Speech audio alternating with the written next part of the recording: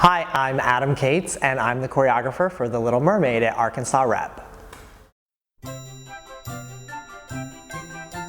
terms of the dance styles that I went to, I mean, the music really informed what that was. They wrote a very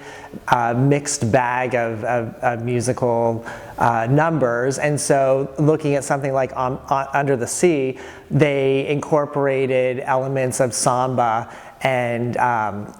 Afro-Caribbean music, and so I started looking at those for reference and watching carnival parades from Rio and looking at iconic pieces by Alvin Ailey and Jack Cole, and then just sort of finding my own way to incorporate those elements. In Act 2, there's a big can-can number that happens in Chef Louis' dining room. And I've done more can-cans in my life than I could shake a stick at, so that became, came very naturally. There's a big tap number in Act 2. So there's just a lot of styles musically that the writers gave us to play with in terms of finding inspiration.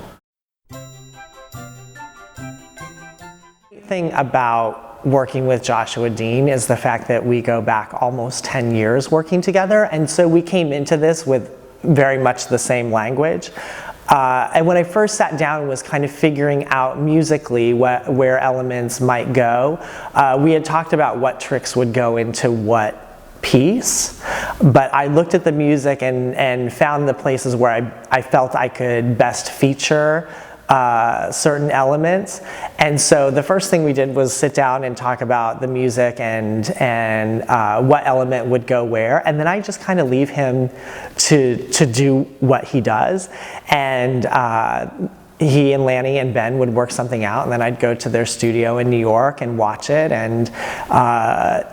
it would lead me to think about, oh, well, what if this character became involved in this way, or okay, well, I can stage